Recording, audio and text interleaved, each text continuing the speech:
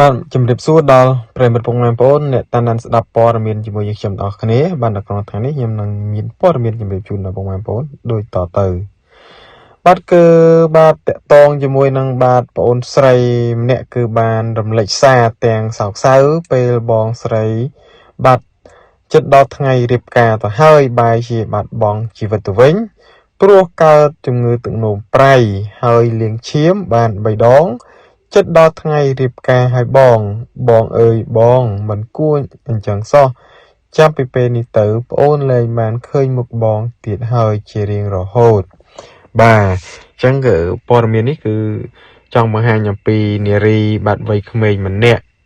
បាទដែលចិត្តដល់ថ្ងៃរៀបការទៅហើយបាទបែរជាកើតនៅជំងឺ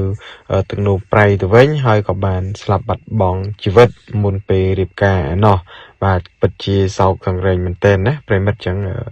សូមពុកម៉ែបងប្អូនប្រិមិត្តទាំងអស់គ្នាមានការប្រុងប្រយ័ត្នប្រយែងបាទមែនទែនជាពិសេសបងប្អូន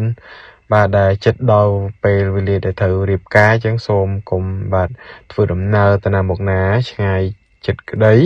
ឬក៏ហូបរបស់របរអ្វីមួយក្តីនោះសូមបាទពិនិត្យមើលគុណភាពបាទមែនតែនជៀសវាងនៅជំងឺផ្សេងដោយប្រការណាមួយកើតឡើងជាពិសេសនោះគឺការធ្វើដំណើរទៅទីឆ្ងាយក្តីនោះប្រយ័ត្នប្រយែងនៅជួបនឹងគ្រោះបាទណាមួយយើងមើលមិនឃើញសូមមេត្តាការប្រុងប្រយ័ត្នយកចិត្តដាក់ទាំងអស់គ្នាណាបាទដើម្បីសុខសុវត្ថិភាពរបស់យើងទាំងអស់គ្នាផងដែរបាទអញ្ចឹងព័ត៌មាននេះគឺមានតែប៉ុណ្្នឹងទេសូមបាទដែលជំរាបជូនពុកម៉ែបងប្អូនពិតជាសោកសង្រេងមែនទែនណាដែលបាទគូស្នេហ៍បាទដែលបានបាត់បង់បាទភាគីខាងស្រីដែលកើតជាជំងឺបាទទឹកនោមបាទប្រៃណាបានស្លាប់មុនពេលរៀបការឲ្យខាងប្រុសយំសោកសង្រេងបាទកំព្រាឯកាតែម្ដងបាទពិតជាអនុធមមែនតែនបាទអញ្ចឹងព័ត៌មានសូមបញ្ចប់ត្រឹមតែប៉ុណ្ណេះសូមតាណានជាមួយព័ត៌មានយើងខ្ញុំនៅវគ្គបាទជារៀង